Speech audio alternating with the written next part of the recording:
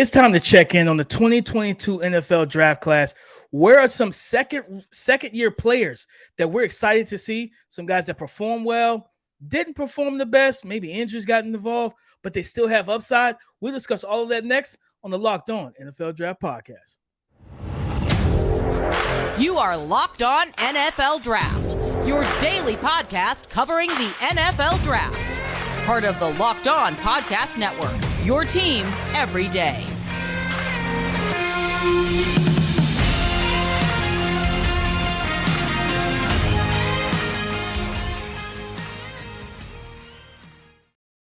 What's up, family? Welcome back to the Locked On NFL Draft Podcast, your daily podcast covering your favorite draft prospects, part of the Locked On Podcast Network, your team every day. I'm your boy, Damian Parson, always on the ones and twos. You can find me on Twitter at DP_NFL. I'm a national scout over with the Draft Network and your favorite and local running back guru.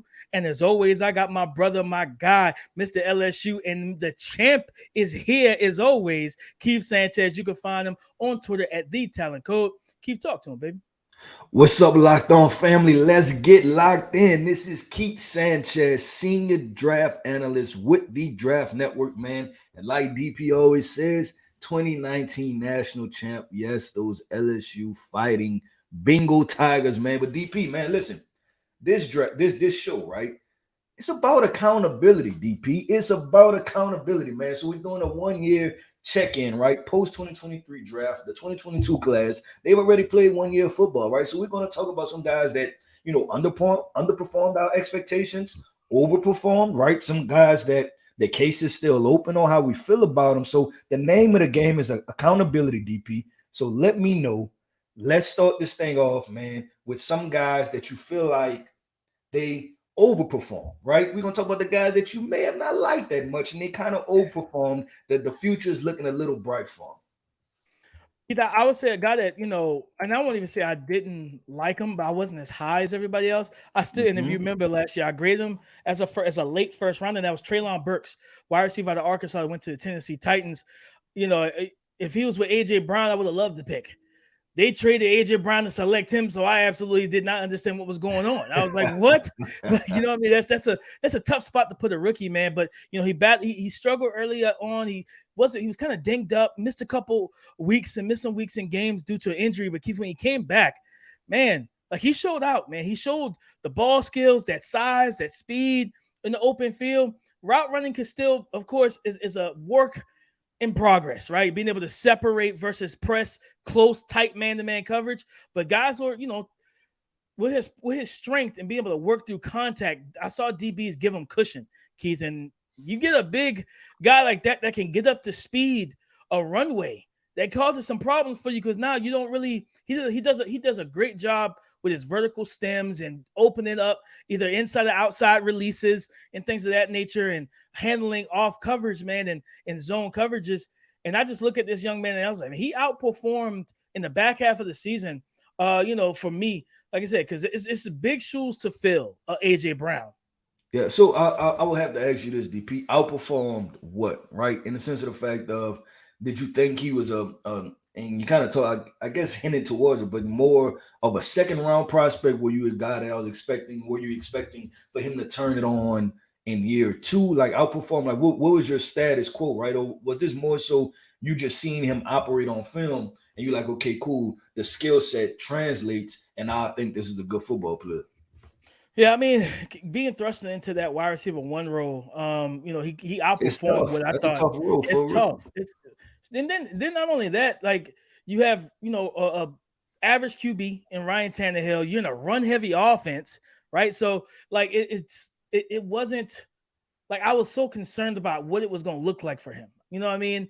And when teams took away Derrick Henry, could he beat the number one corners and stuff? And he showed that he could do those things. Now, was it consistent? No. And that, you know what I mean? So it's like, but a lot of that is also due to the circumstances I just said. Average quarterback and a run-heavy offense. But just for what I expected from him as a rookie, he outperformed that. He almost 500 yards receiving. Like I say, he missed a couple weeks. They don't throw the ball a lot. But when they really wanted to feature him and get him going, when they gave him the ball and fed it to him, he looked like a number one. He looked like a guy that could be your number one receiver and someone that you're willing to put the chips on the table and say, all right, I like what I saw from you, young fella. Now continue to add on that, continue to develop your game because you have everything physically we need to step into that wide receiver one role for the future.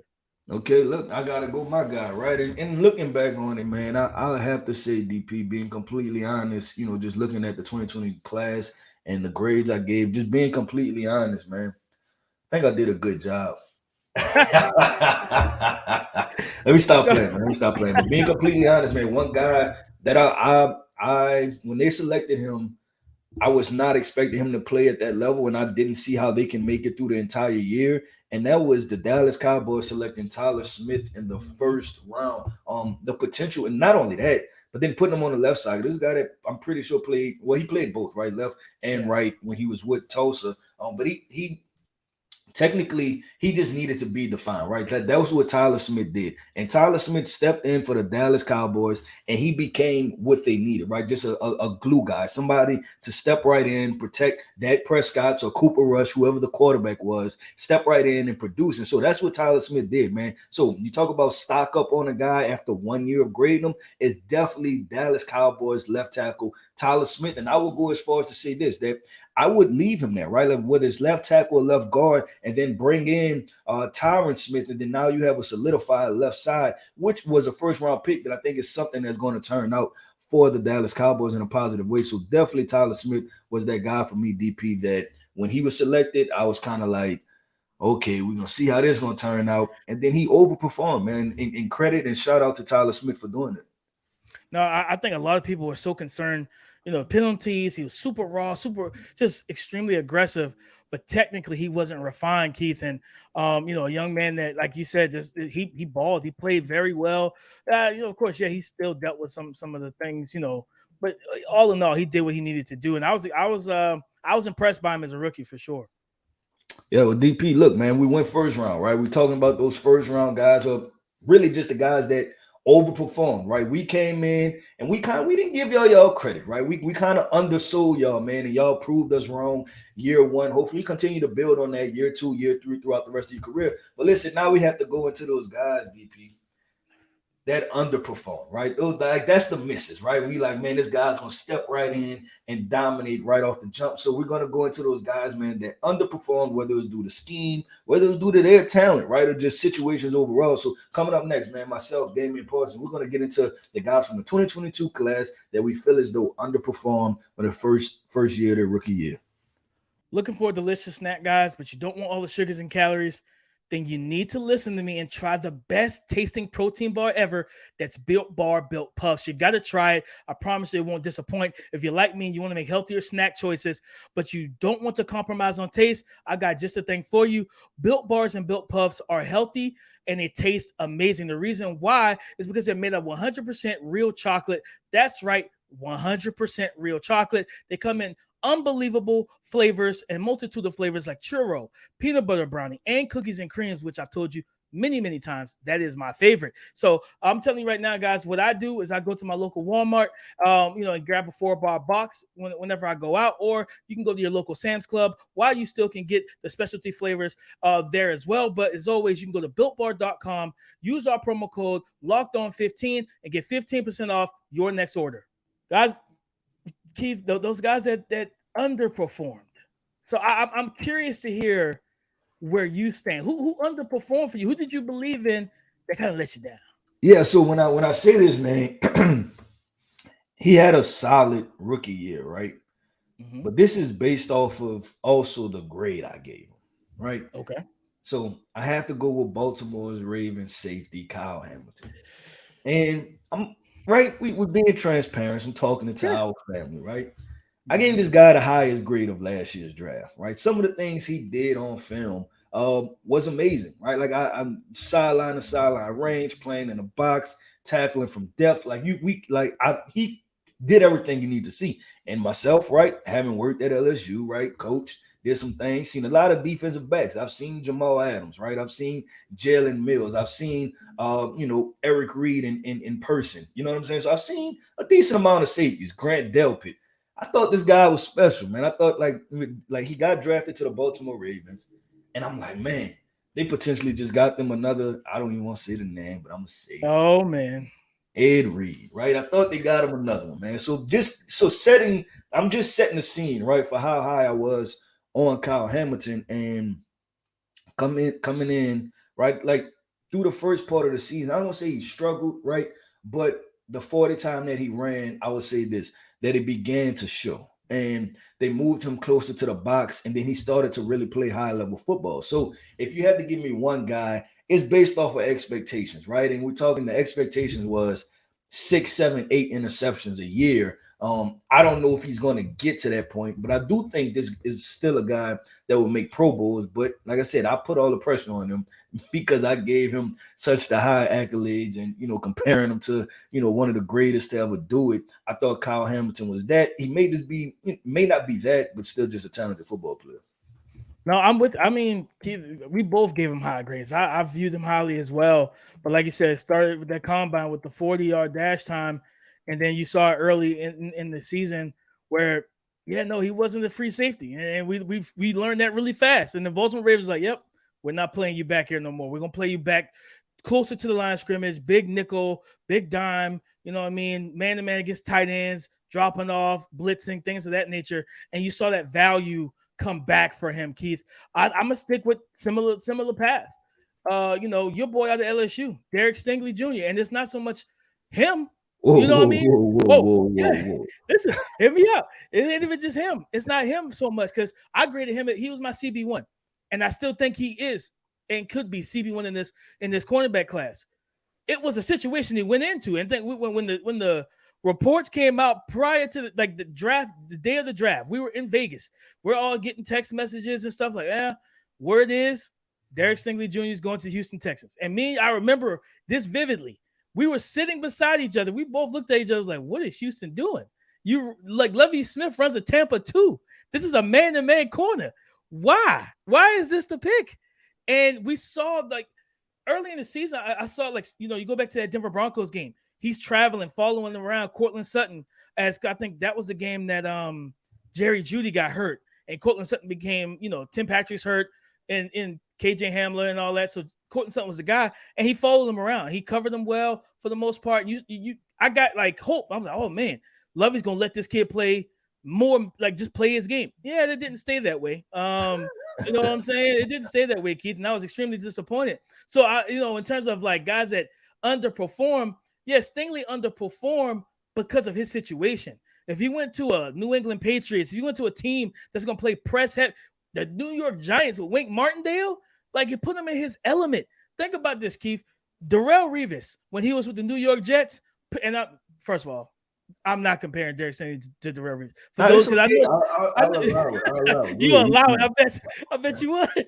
But I'm not gonna compare him. But in the situations of all right, when he was in New York and Rex Ryan's like, man, Revis, be an island, be you, play man to man, cool.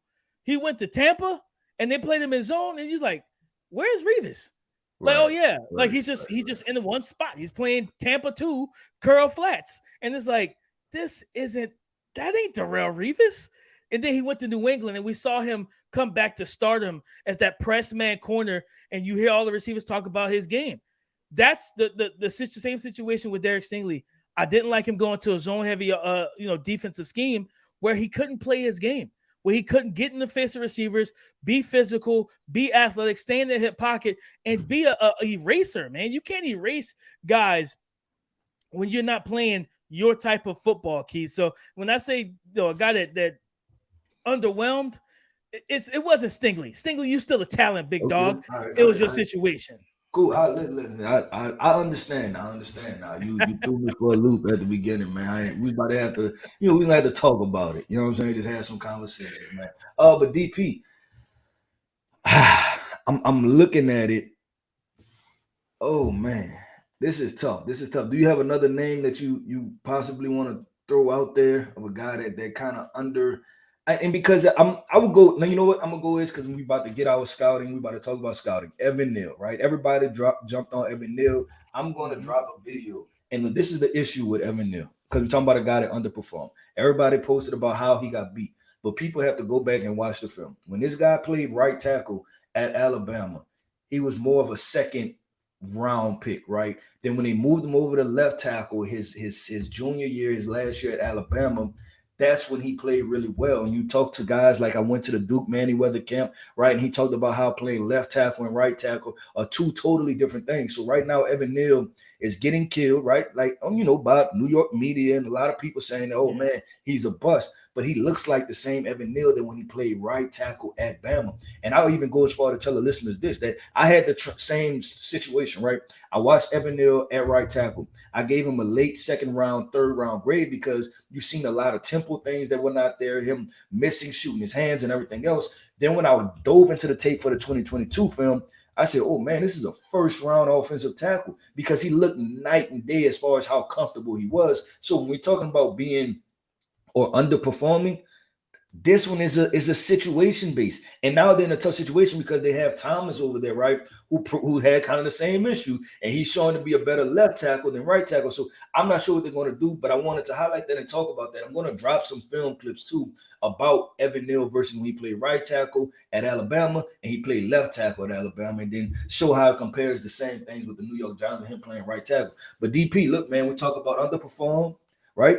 We talk about overperform, right? I want to talk about those surprise, right? Those surprise kind of situations where guys, they surprise you a little bit from the perspective of they played well, they didn't play well, right? Or maybe you can just count your wins and be like, man, I'm surprised that guy did that good that early, right? Like it immediately translated from what I've seen on the film. So coming up next, man, just kind of a couple surprises from this 2022 NFL draft class. To kick it off with the surprises, Keith, when you look at the 2022 NFL draft class, for me, man, I would say I'm going to go to Seattle, and that was Charles Cross, and I'm gonna say I was surprised at how well, not just him. I'm gonna do a two for one special. His teammate on the right side, Abraham Lucas. I want to shout out both of those guys as pleasant surprises because those are air raid tackles, Keith, which means they're really good in pass pro because they're used to setting in pass pro all the time because those offenses don't particularly run the ball at a high clip, right? But even though, especially for Cross, he played in the SEC. Abraham Lucas played at, was it Washington State, I think, over at Washington, one of the two, Washington, and the Pac-12. But handling the physicality of the NFC West, the Niners, right? The Rams defensive line, J.J. Watt and Zach Allen, those boys for the Cardinals. These two young, rookie tackles, Keith, in the same draft class. One was a 9th overall pick in the first round. The other was in the second round, if I'm not mistaken. And these boys started the entire season, and they were good, Keith, really good. You know what I mean? Part of, we credit, Pete Carroll and Geno Smith for what that offense looked like. But I got to give love to those two tackles, bro, because those young men came in and they balled. You know what I mean? And not only that, but what I love is that they brought some attitude and physicality to that run game. Kenneth Walker III was a beast, but you, as a former running back, I can tell you need the offensive line to do their job for you to do yours. And those two boys being like linchpins of their offensive line, man, I was pleasantly surprised. I was high on Charles Cross, but I did have some concerns about his run blocking and overall functional power and play strength. He did a great job. Abraham Lucas, to me, did a great job, in terms of, just what I expected of them as rookies. And these are two young men that they're bookend tackles for the Seattle Seahawks for some time to come in the foreseeable future. Yeah, no, listen, that's good name pools, right? And it's not necessarily the sexy positions, right? We're talking about offensive tackles, but yeah, we're talking about two bookend tackles that, the quarterback doesn't have to worry, right? Then you address the interior offensive line position like they did, and the Seattle Seahawks are set up for success along the offensive line for the next, 5 to 10 years, right? So DP, man, like I said, you win with the big boys, right? I'm gonna go with the sexy position. And I'm going to go some back-to-back picks, right? I'm going to go pick 10, pick 11. That's the New York Jets drafting Garrett Wilson. And then the New Orleans Saints going Chris Olave right after that, man. Both guys stepped right in. You're talking about an offensive rookie of the year and a guy, in my opinion, could have been offensive rookie of the year, man. They both broke the 1,000-yard threshold for the season, right, as rookies with unstable quarterback situations, right? The New Orleans Saints is Andy Dalton, is Jameis Winston, is Taysom Hill, right? Then you go to the New York Jets, right? It's Zach Wilson, it's Mike White, it's Joe Flacco. Both of them boys 8 and they 8 early, man. Like, so I wanted to, like, you talking about surprises, because we always talk about how wide receivers are dependent on quarterbacks, right?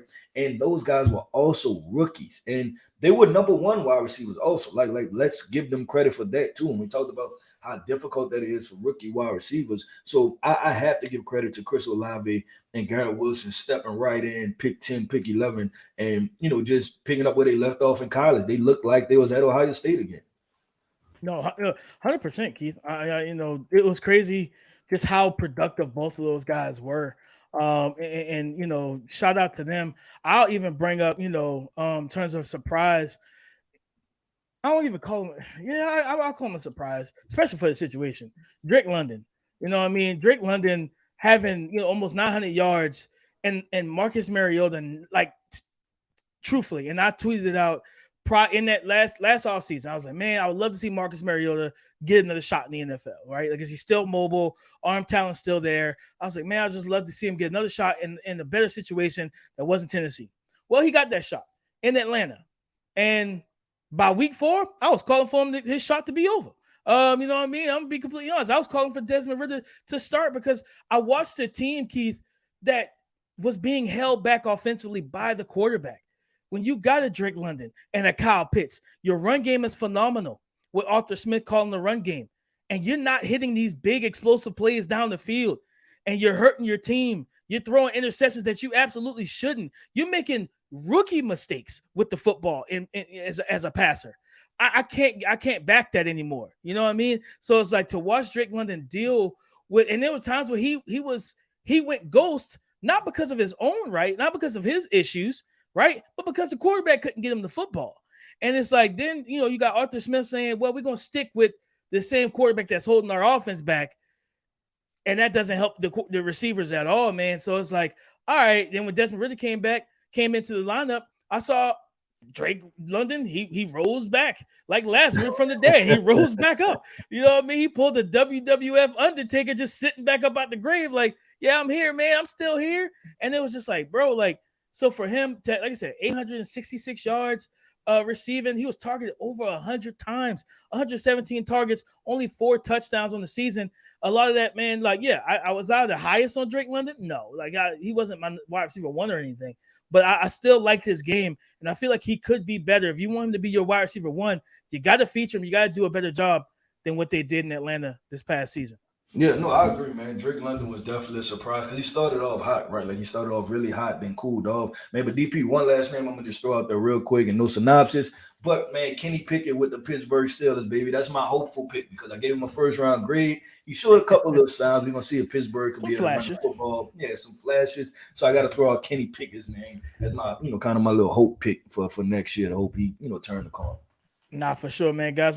That's our episode. We appreciate y'all as always. Go subscribe and follow for free on YouTube or wherever you listen to podcasts to get the latest episode as soon as it is available. Thank y'all for making Locked On NFL Draft your first listen today and every day, Monday through Friday. You guys are our family, but you're also the everydayers. Listen, that is the tag. That's who you are. Accept that and love it, all right? So tap in with us again tomorrow on Friday. We're going to have another great conversation. For Twitter, you can find Keith at The Talent Code. I'm Damian Parson, DP_NFL. Come and join the conversation again tomorrow on the Locked On Podcast Network. Your team every day.